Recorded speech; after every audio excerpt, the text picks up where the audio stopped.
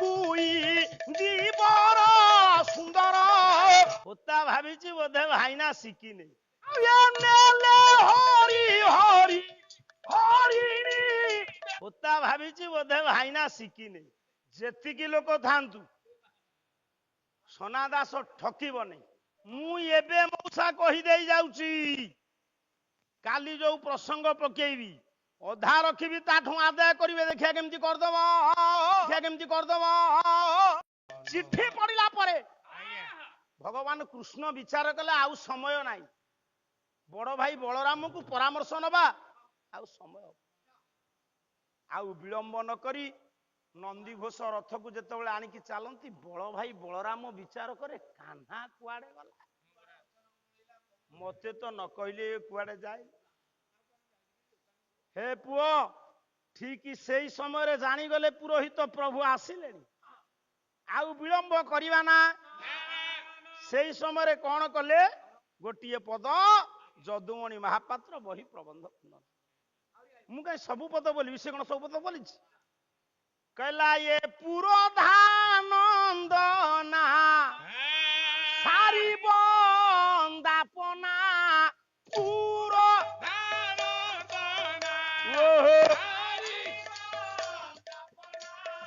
ये मंडी दे धंडी प्रसाद आये मंडी दे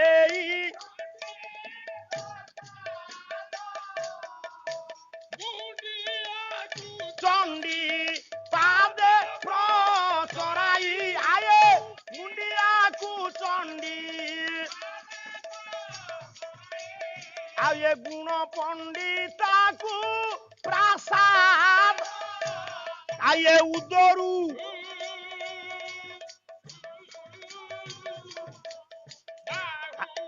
विजय करांते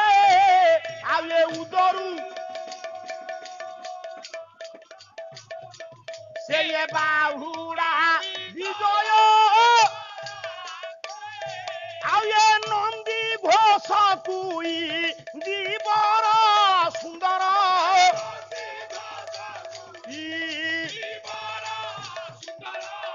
ये छपाई तो थिले अनंत आये उदरू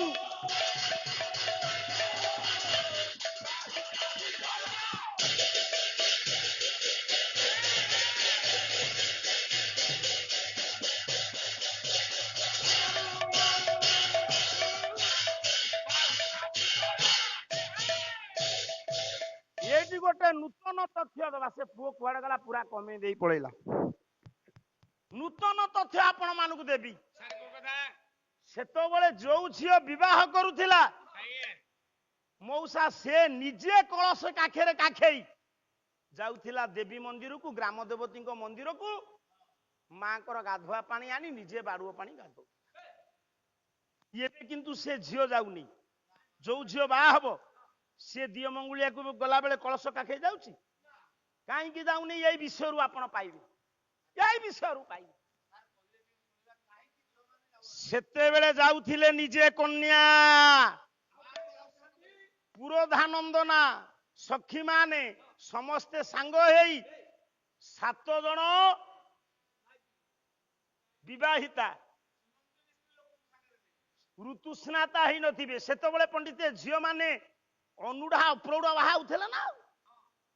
मोर मन अच्छी मो जेजेमा 6 टंका को किणा हे आसला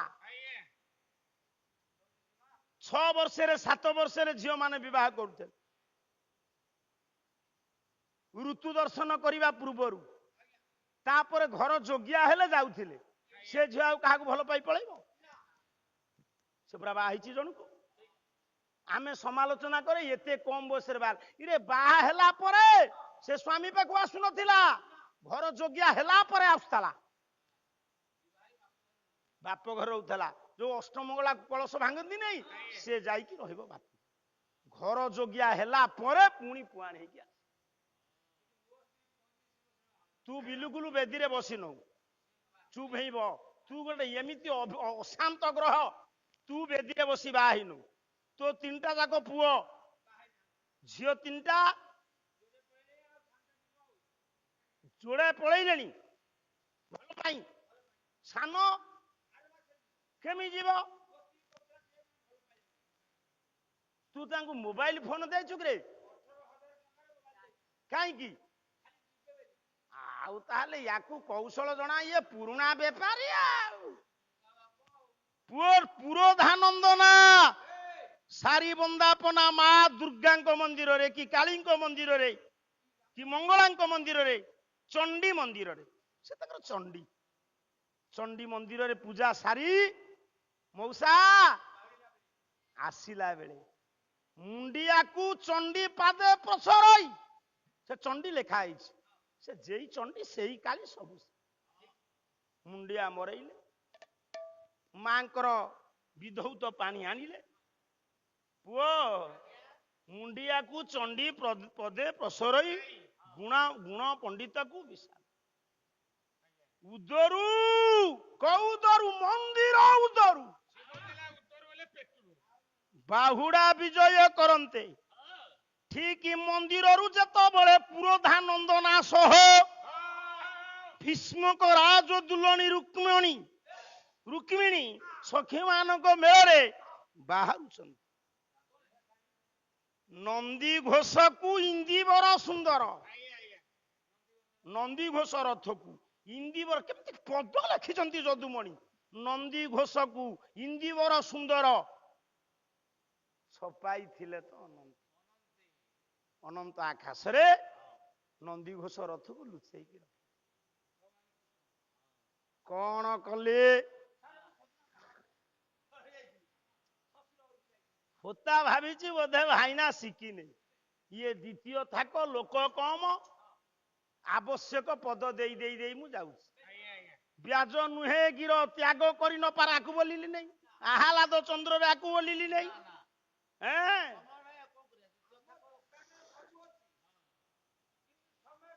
ମୁଁ ଏବେ ମଉସା କହିଦେଇ ଯାଉଛି କାଲି ଯୋଉ ପ୍ରସଙ୍ଗ ପକେଇବି ଅଧା ରଖିବି ତାଠୁ ଆଦାୟ କରିବେ ଦେଖିବା କେମିତି କରିଦବ ମତେ ଯେତିକି ଜଣା ମୁଁ କହୁନି ମୁଁ ବିରାଟ ସେତିକି ଆପଣ ମାନଙ୍କୁ କହିଲା ଇଏ ଧପଟେ ଲମ୍ପଟେ ଏ ପୁଅର ତରତରକିରି ବୋଲିବାନେ ଗୋଟେ ସ୍ୱର ଭିଡ଼ିକିରି ପକେଇବା କଣ କହିଲୁ ବାକ ମୋ ଉପରେ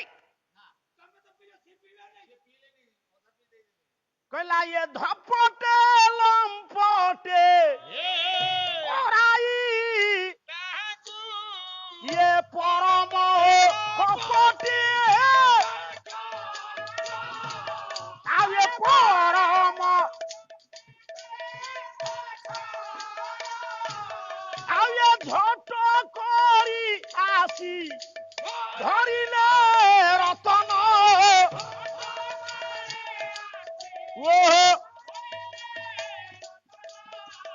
କଟକ ଶୋଭନି ରତ ଇଏରେ ନିଶଙ୍କେ ଧୀରେ ଧୀରେ ନେଇ କଲେ ଅଙ୍କେ ବିହା ଆଏ ନିଶଙ୍କେ ଗୋଟିଏ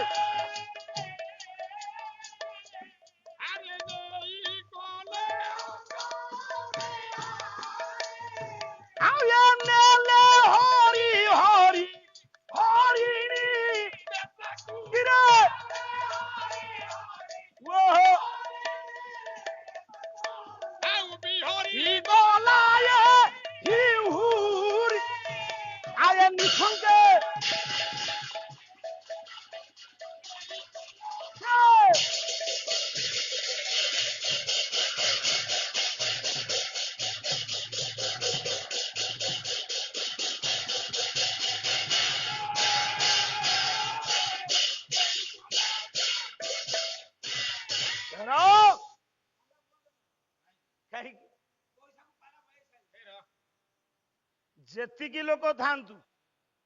ସନା ଦାସ ଠକିବ ନାହିଁ